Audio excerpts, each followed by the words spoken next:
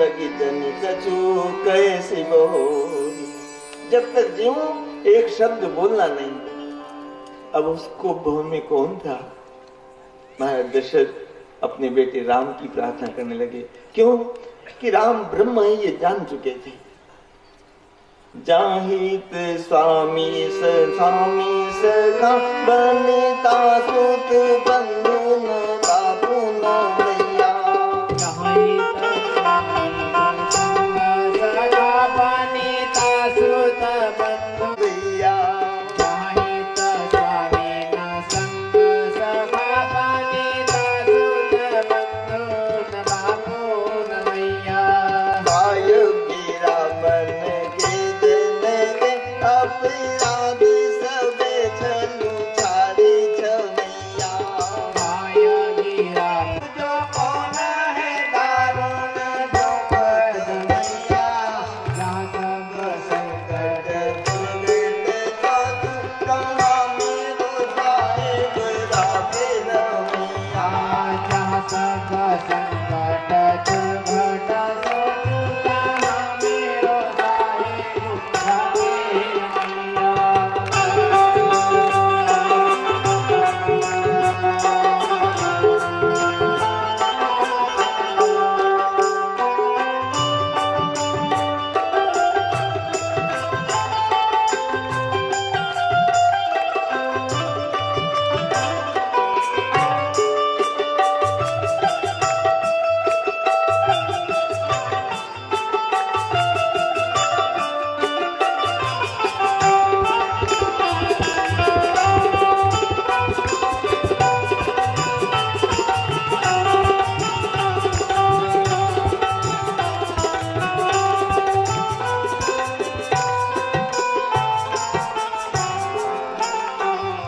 बना सकता है। हे राम अब तू ही मुझे बचा सकता है बेटे। राम राम कहकर बेहोश हो गए। प्रातःकाल हो गया। सारे लोग राजा राम का नाम संकीर्तन करके जाग रहे थे।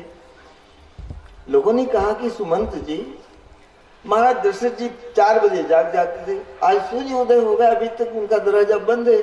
देखो क्या हुआ कोप भवन में। सुमंत जी कोप भवन के अंदर गए तो देखा कि दशरथ जी का आधा शरीर पलंग पर था, आधा शरीर नीचे, पांव नीचे जमीन पड़ी हुई थी। कैकेयी महारानी पास बैठी थी। ऐसा लगता था जैसे मृत्यु की घड़ियां गिन रही हो। सुमंत जी साम गए, दौड़कर अपने बाबा दशरथ जी के चरणों को उठाकर पलंग को सीधा सुलाया। महारानी कैकेयी, बताओ हमारे महाराज को क्या हुआ? ये रात्रि सोए कि नहीं सोए? कैकेयी ने कहा कि मुझे पता नहीं, लेकिन यह भी सोए नहीं सारी रात, मैं भी सोई नहीं सारी रात। ये राम राम ही कहते रहे। देखिए वनवास की वरदान की बात कैकेयी सुमंत से नहीं बताती, क्योंकि उस समय ऐसे एक मर्यादा थी कि राजा यदि बेहोश हो, अस्वस्थ हो, तो संपूर्ण अधिकार मंत्री का होता था। उसके निर्णय को फिर महाराज स्वस्थ होने के बाद महाराज भी नहीं तोड़ सकते थे। तो कैकेयी जानती थी कि यदि सुमंत से कहूंगी तो सुमंत अपने मंत्री के अधिकार पद से वरदान को निष्फल कर देगा, क्योंकि महाराज बेहोश है। इसलिए कैकेयी ने कहा कि जाओ तुम राम को बुला कर लाओ, वही अपने पिता से पूछे कि इनको क्या हुआ है, क्योंकि राम तो केवल आज्ञा पालन करने वाला है। सुमंत जी ने कहा कि महारानी हम ऐसे नहीं जाएंगे, जब तक महाराज से की आज्ञा नहीं होगी हमको भवन से बाहर नहीं जाएंगे। महाराज अभी बेहोश है। दशरथ जी के पास गए, सुमंत जी ने उठाकर बैठाया। दशरथ जी राम राम राम पुकारने लगे। दशरथ जी ने कहा कि सुमंत मेरे राम को बुला कर लाओ। सुमंत जी गए। सारे अयोध्या के लोग देख रहे क्या हुआ आखिर। सुमंत जी ने कहा कि हम कुछ नहीं बता सकते, अभी हम राम को ले जा रहे हैं। इधर कौशल्या माँ ने सोने की चौकी के ऊपर गंगा जल, यमुना जल, सरस्वती जल और जो महावर लगता है शरीर पर, ये दूल्हा दुल्हन को लगाते हैं शादी के समय, वो महावर भी राम जी को पूरा कौशल्या माँ ने लगा दिया था। अब केवल स्नान करवाना ही प्रारंभ करने वाली थी कौशल्या माँ। आधी धोती तो भगवान की गीली हो चुकी थी। इतने में सुमंत जी आए। कहा कि बेटा राम, आपके बाबा याद कर रहे हैं। बाबा याद कर रहे हैं, तुरंत दौड़ पड़े। कहाँ है मेरे बाबा? बोले कोपवन में। दौड़ते ही जा रहे, नंगे पांव, पूरा शरीर खुला, धोती सी डाल रखी थी। कोप भवन के अंदर गए। प्रथम दुख सुनाने का भगवान राम ने कभी दुख सुना भी नहीं था। बाबा को देख कर पहले बाबा से लिपट गए। बाबा, बाबा क्या हुआ बाबा? माँ के पास आए। माँ, मेरे बाबा को क्या हो गया? ये अस्वस्थ क्यों हो गए? कैकेयी ने कहा कि बेटा बस यही कारण है तेरा बाबा का स्वस्थ होने का, कि तुम्हारे बाबा तुमसे बहुत प्यार करते हैं। तुम्हारे पिता ने मुझे 2 वरदान दिए थे, आज वो वरदान मैंने मांग लिए। पहले वरदान में मैंने भरत का राज तिलक मांगा, दूसरे वरदान में 14 साल तपस्वी वेश उदासीन भाव से तेरा वनवास मांगा। अब तुम्हारे पिता को यही दुख है कि राज तिलक की बात सुनकर वनवास कैसे दूं? तुम अपने पिता को समझाओ कि मेरे वचन की आज्ञा का पालन हो और उनकी अपकीर्ति न हो। राम जी ने कहा कि मां सुनो, वही पुत्र बड़भागी है जो माता पिता की आज्ञा का पालन करने वाला हो। माता पिता को संतुष्ट करने वाला, प्रसन्न करने वाला पुत्र हे जननी सारे संसार में दुर्लभ होता है। इस पृथ्वी तल पर उसी का जन्म धन्य है जिसके चरित्र को सुनकर माता पिता को आनंद हो। जिसको माता पिता प्राणों के समान प्रिय लगते हैं, उसके चारों पदार्थ अर्थ धर्म काम मोक्ष तो मुट्ठी में मां।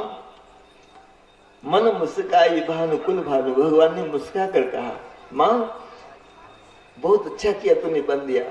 वन में मुनि महात्माओं का दर्शन होगा और एक बात बहुत महत्वपूर्ण होगी मां, भरत प्राण प्रिय पावहि राजू, मेरे प्राणों से प्यारा मेरा छोटा भाई, उसका राज तिलक होगा मां। एक अपराध कर रहा हूं, आज्ञा पाते अभी तुरंत मुझे निकल जाना था, लेकिन आपकी आज्ञा हो तो थोड़ी देर लगेगी, मैं अपने बाबा से मिल लूं, मैं अपनी माँ से मिलकर आऊं और तुरंत बन चला जाऊंगा। बस यही बात है कि कोई मुझसे अपराध हो गया। तो कैकेयी ने माँ हाथ रखते हुए कहा कि नहीं बेटा, तुम अपराध योग्य नहीं चाहता, तुमसे कोई अपराध हो ऐसा हो ही नहीं सकता। दशरथ जी जाग चुके थे।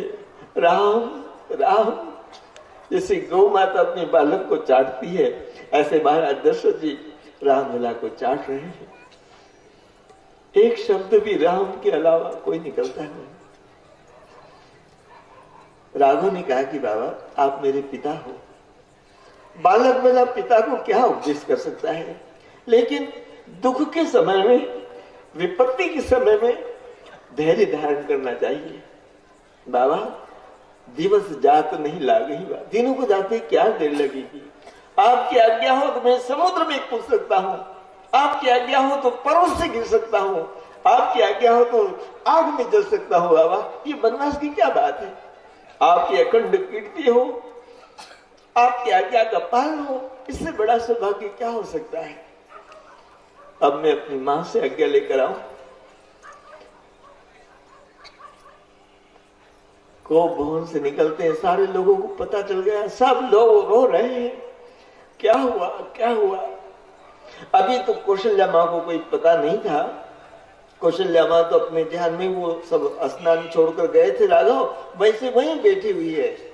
जैसे गए तो तुरंत सोने की चौकी पर हाथ पकड़कर राम लला को बैठाया, वो माहौल लगा था, स्नान कराया, दिव्य पोशाक धारण कराई कि आज तिलक होने वाला है।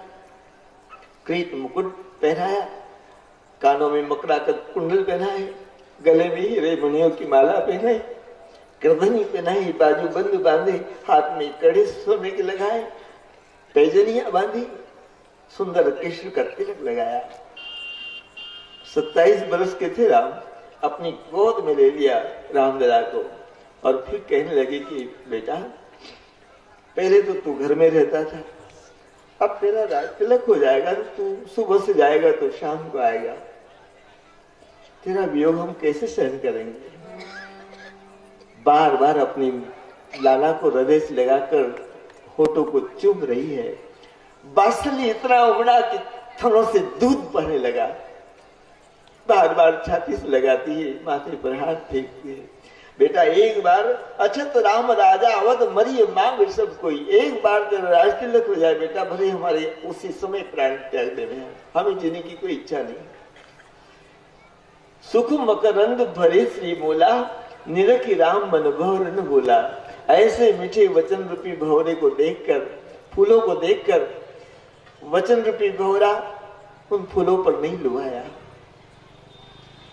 जैसा माँ कहती गई वैसे करते गए। माँ ने कहा बेटा तू राज तिलक होगा तो कुछ खा ले, पता नहीं कब आएगा। तो माखन मिश्री का एक चम्मच माँ ने अपने हाथ से मुंह में दिया। फिर कहा कि कब राज तिलक कब होगा? तब भगवान बोलने लगे कि माँ पिता दीन मोहि कानन राजू। जैसे किसी के दो लड़के हो, एक को जंगल का खेत दे दिया, एक को गांव का मकान दे दिया। माँ राज देने की बात थी ना, बोले पिता दीन मोहि कानन राजू, मुझे बन कर राज दिया है। और जहां सब भांति मोड़ बड़ काजू, माँ मेरा बड़ा भारी काम है वहां पर। माँ ने कहा कि बन का राज, और बन के राज में तेरा बड़ा काम कौन सा आ गया है? बोले माँ पिता की आज्ञा है कि 14 साल में बन जाऊं और मेरे छोटे भाई भरत का राज तिलक हो। इतना सुना तो फिर तो झर झर रोने लगी माँ, जैसे पत्थर की मूर्ति हो कौशल्या जी। राघव ने अपनी विशाल भुजाओं से माँ पर आदेश लगाया। बोले माँ तू राम की जननी है, तुझे धैर्य धारण करना पड़ेगा। कौशल्या ने कहा कि बेटा राम, पति के प्रभुत्व काल में ज्येष्ठ पत्नी को जो सुख मिलना चाहिए वो मुझे कभी देखने को नहीं मिला। पति की ओर से सदैव तिरस्कार फटकार ही मिला करती थी। मैं कैकेयी की दासियों के बराबर भी नहीं गिनी जाती थी। सदैव महाराज श्री के मुखारविंद को देखती थी, कभी हमें कोई सेवा बताते नहीं थी, कोई भी सेवा की नहीं करती थी। अब 14 साल तक इन सोच के बीच में कैसे रह पाऊंगी बेटा? झरझर रो रही है माँ। माँ को रोते देखकर राघव भी रो पड़े। बोले माँ स्त्री जाति के लिए इसका पति भगवान है, पुत्र के लिए इसके पिता भगवान है, और हमें दोनों को अपने अपने भगवान की रक्षा करना है, उनकी आज्ञा का पालन करना है। तुम धैर्य धारण करो। इतने में सीता जी आई। सीता जी नीचा सर करके रोने लगी। कौशल्या माँ से कहा कि माँ मैं भी बन जाऊंगी। कौशल्या जी ने कहा कि मेरा बेटा राम बन जाए कोई बात नहीं, लेकिन तू यदि बन जाएगी तो हम जनक महाराज को, सुनैना महारानी को क्या जवाब देंगे? दीप बात नहीं टारन कहूं। या तो कौशल्या जी ने सीता जी को अपनी गोद में रखा है या परम पल्लव पर रखा है, धरती पर कठोर जमीन पर पांव नहीं रखने दिया। एक बार ऐसा हुआ कि सम्रासुर नाम का राक्षस अयोध्या में पत्थरों की वर्षा करता था। तो वशिष्ठ जी ने कहा कि कौशल्या जी यदि सीता जी दीपक जलावे और वो बत्ती मद्दी होने लगे और सीता जी इस बत्ती को ऊंची कर दे तो राक्षस जलकर राख हो जाएगा, तो आप सीता जी से ये सेवा करवा सकते हो। तो कौशल्या ने कहा कि नहीं नहीं नहीं, राक्षस को मारने का और दूसरा उपाय करो। मैं अपनी बेटी से ये सेवा नहीं करवा सकती। पाहन वर्षा देखी कहे कही नारद बहुभांति, दीप शिखा से टारही कोई विघ्न शांत। लेकिन नहीं, दीप बात नहीं टारन कहूं। कौशल्या जी इतना प्यार करती थी। कहा कि राघव प्राणों से प्यारी सीता बन जाना चाहती है, उसके लिए क्या आज्ञा है? उस समय एक मर्यादा होती थी, पुत्र अपनी पत्नी से माँ बाप के सामने नहीं बोलता था। तो भगवान राम उस समय स्थिति ऐसी थी कि सीता जी से बोलना पड़ा।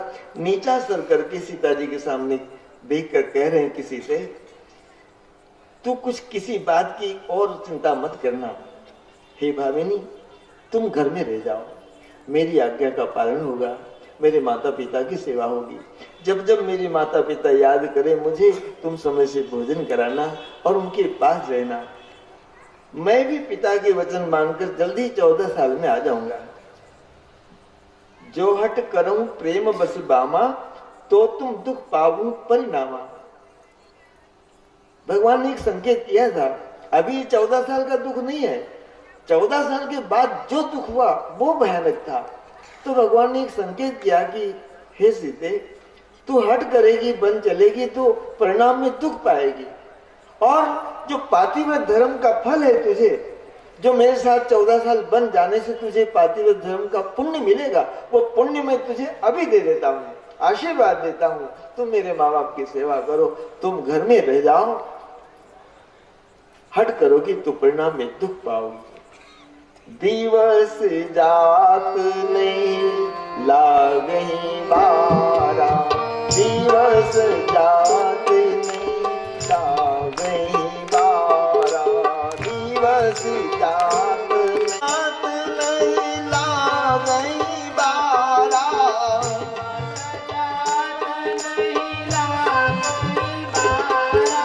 सुंदरी सिखवन सुन।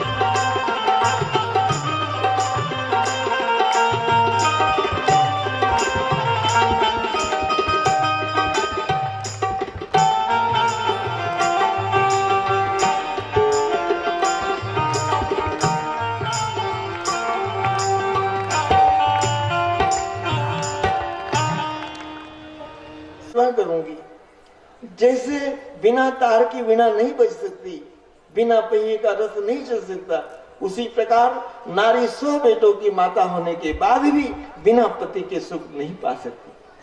जैसे बिहड़ वन में लोग जाते हैं, उनके पास पानी यदि थोड़ा हो तो उसको बचा बचा कर दिन भर पीते हैं, ऐसे है नाथ, मैं आपकी बहुत सेवा करूंगी।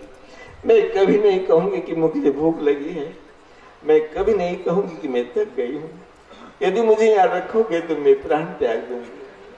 फिर तो कहा कि देवी चलो बन जाने की तैयारी करते हैं। लक्ष्मण जी आए, लक्ष्मण जी तो तीर तान कर धनुष चढ़ा कर आए, भैया राज तिलक में विघ्न डालने वालों को जान से मार डालूंगा। भगवान राम जी ने धनुष बाण लक्ष्मण के हाथ से नीचे उतारा, विशाल हृदय से लगाकर माथे पर हाथ फेरने लगे, हे मेरे भाई लखन, तो जैसे भाई को पाकर मैं धन्य धन्य हो गया।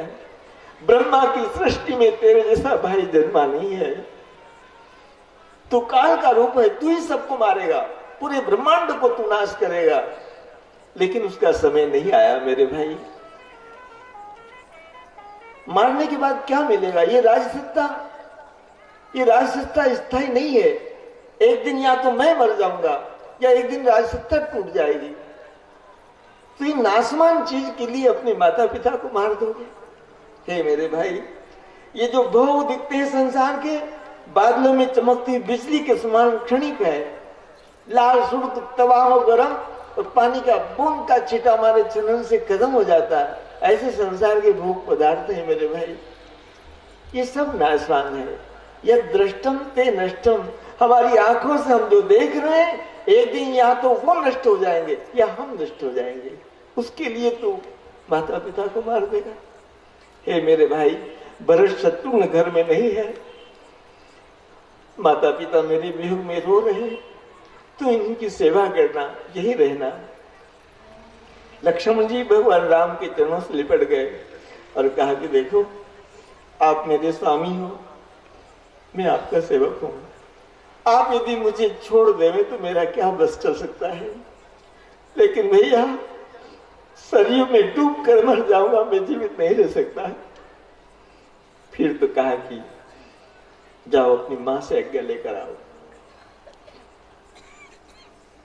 देखिए, वनवास के दिन भगवान राम सुमित्रा मां के महल में नहीं गए।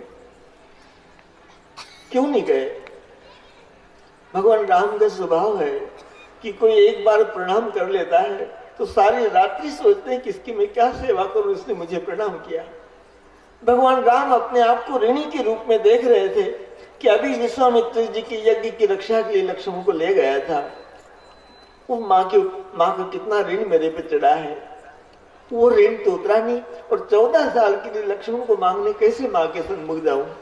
इसलिए कहा कि लखन माँ से आज्ञा लेकर आओ। लक्ष्मण जी गए। सुमित्रा माँ थाली तैयार कर रही थी कि विश्व विजय नाम के हाथी पर जब राम बैठेगा तो सबसे पहले मेरे पास आएगा, मुझे प्रणाम करेगा, मैं तिलक कर रहा हूं, उसके बाद रथ में अपने हाथ से बैठाऊंगी हाथी पर। लक्ष्मण को उदास देखा तो सुमित्रा ने कहा कि बेटा क्या हुआ? बोले माँ सब खेल खत्म हो गया। छोटी माँ ने 2 वरदान मांगे, उसमें एक वरदान भरत का राजतिलक, दूसरा वरदान तपस्वी वेश में 14 साल मेरे परमात्मा का वनवास। मैं तुमसे आज्ञा लेने आया हूं मां। सुमित्रा ने कहा कि बेटा तुमरे भाग राम बन जाए। पिताश्री की आज्ञा से राम बन नहीं जा रहा है, न माता की आज्ञा से जा रहा है। तुमरे भाग राम बन जाए। बोले माँ मेरे कारण बन जा रहे हैं? बोले हाँ तुम्हारे कारण बन जा रहे हैं। देखो तुम शेष नाग के अवतार हो, सारी धरती का भार तुम्हारे ऊपर है, और धरती पर ही अत्याचार, पापाचार, दुराचार बढ़ा हुआ है बेटा। तो धरती का भार हल्का करने के लिए, दुष्टों को मारने के लिए राम बन जा रहे हैं।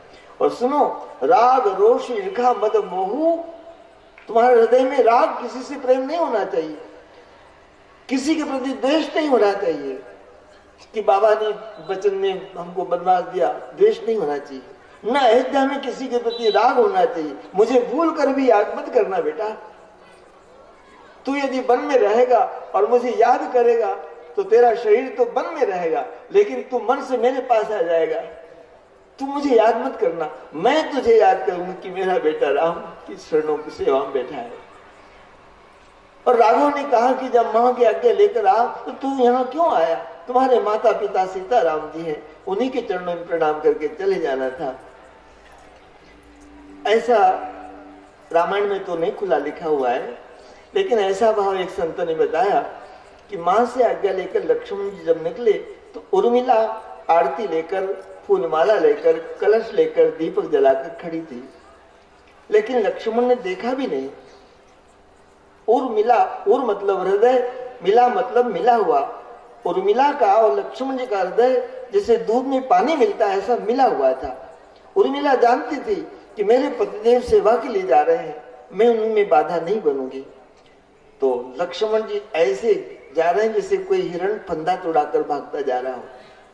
तुरंत सीताराम जी के चरणों में प्रणाम किया। कौशल्या माँ के चरणों में तीनों बेटे लिपट गए, प्रणाम कर रहे हैं कि माँ अब हम जाएं। आज की कथा को यहाँ विराम देते हैं।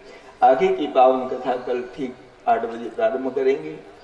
हमारे रथुए कहाँ है, तो वो कुछ सूचना देने वाले हैं, तो आ जाए वो, और प्रार्थना होगी उसके बाद। हे नाथ ऐसी दया हो कि जीवन निरर्थक जाने न पाए। सुख के लिए लाखों दुख सहकर, यह दिन कभी तक तू ही गवाए। वह योग्यता तो सत्कर्म कर लूं अपने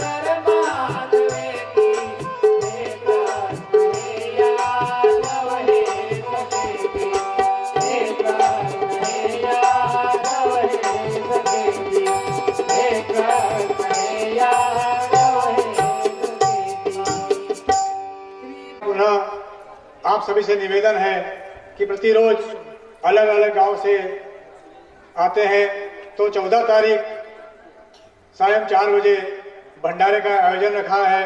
अतः सभी से निवेदन है कि भंडारे में अवश्य पधारें।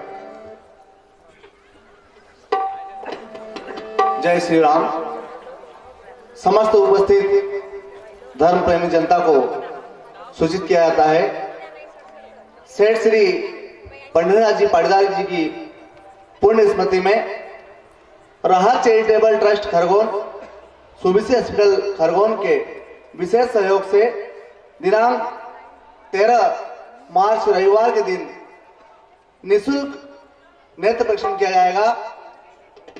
जिन्हें भी अपना नेत्र परीक्षण करवाना हो, जिन्हें मोतियाबिंद का ऑपरेशन करने की आवश्यकता होगी, उनका निःशुल्क ऑपरेशन सुबीसी हॉस्पिटल में किया जाएगा। जिनके भोजन की व्यवस्था, लेंस एवं ठहरने की व्यवस्था निःशुल्क रहेगी। इसके लिए विशेष सहयोग नाथूलाल जी पाटीदार, राजेंद्र पाटीदार कौंचट परिवार का है। सेठ श्री की स्मृति में आप लोगों से निवेदन है, कृपया जिन्हें भी परीक्षण करवाना हो कृपया यहाँ के पंजीयन करवा सकते हैं। पंजीयन करवाने के बाद रविवार के दिन आप लोगों को यहाँ पे ठीक 10 बजे आना है। 10 से 2 बजे तक यहाँ पर परीक्षण होगा। जय श्री राम। इच्छा थी, सेठ ने भी 16 मई 1991 को एक निःशुल्क नेत्र परीक्षण शिविर यहाँ पे रखा था मेनगांव में। डॉक्टर शंकरदास जी पाटीदार और उनकी टीम ने यहाँ पर नेत्र परीक्षण करवाकर मोतियाबिंद का ऑपरेशन करवाया था। चूंकि सेठ स्वयं इस समस्या से ग्रसित थे, इसलिए उनकी इच्छा थी कि उनकी स्मृति में हम एक निःशुल्क नेत्र शिविर रखें। तो आपसे अनुरोध है कि सेठ से जो भाई बहन भी आए हैं उन्हें हम पम्पलेट दे रहे हैं, आप फोन से भी पंजीयन करवा सकते हैं। 13 तारीख को हम आपके नेत्र परीक्षण के साथ बाद में जो भी आपको तारीख मिलेगी, हम सुबीसी हॉस्पिटल में आपका मोतियाबिंद का ऑपरेशन करवाएंगे। सहयोग की अपेक्षा के साथ जय श्री राम।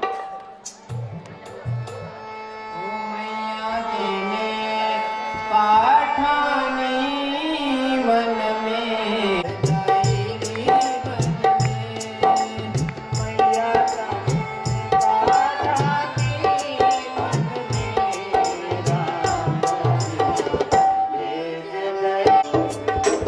जगपि भरत